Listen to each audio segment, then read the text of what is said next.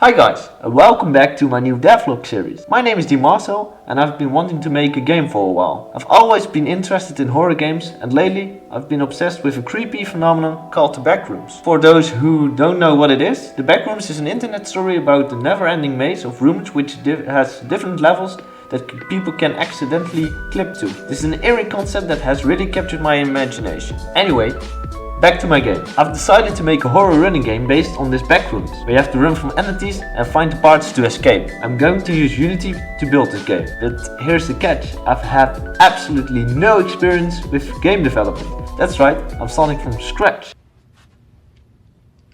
No, God! No, God, please, no! No! No! No!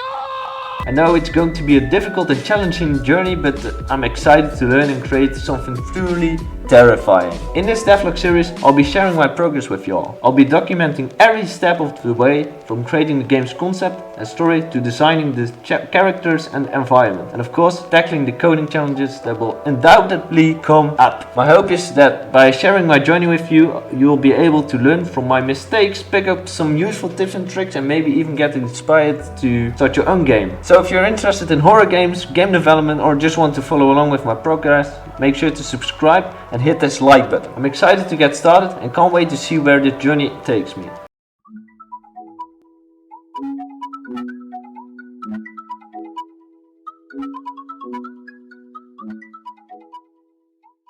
What all do you want from me?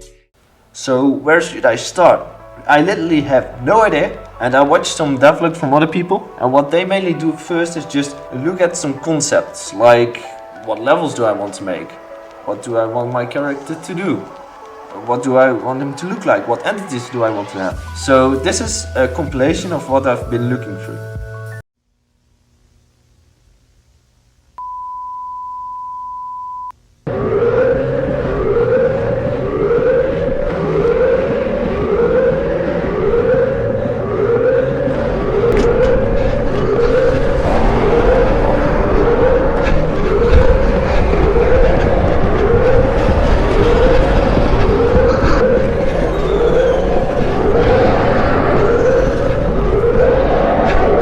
Okay, so now I have an idea of what I want to make.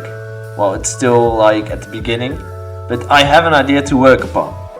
So the next step now is to make a moving character. And what I've already said, I've never used Unity in my entire life. Well, I tried once, which is like, I don't know, 4 years ago or something. It didn't really come up with something back then.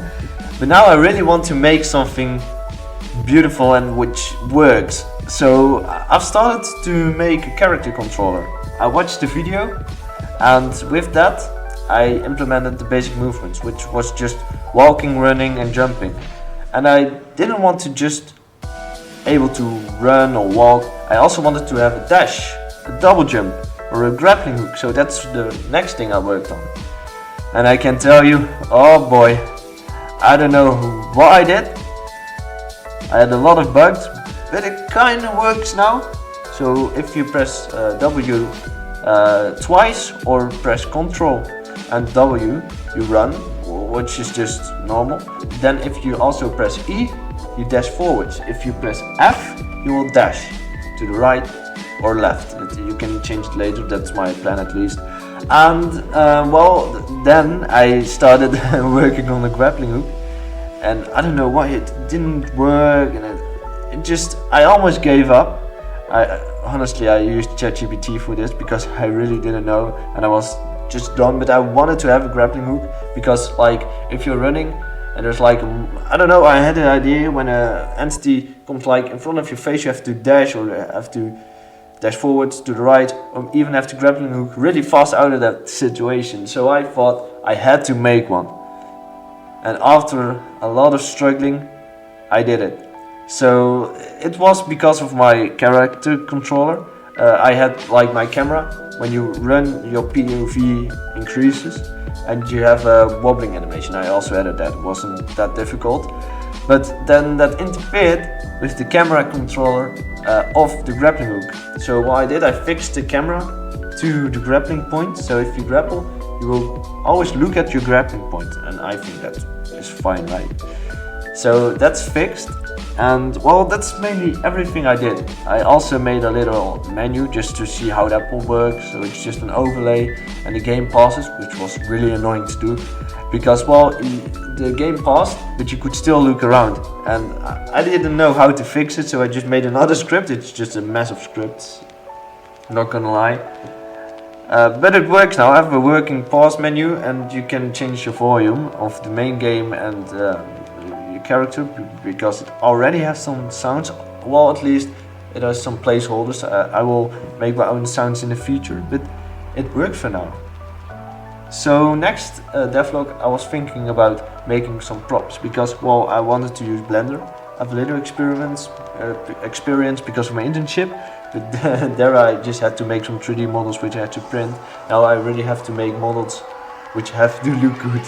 So next episode I want to focus on making some props to see how this works, and then place them in the scene, play with some lighting, because now I have the character controller.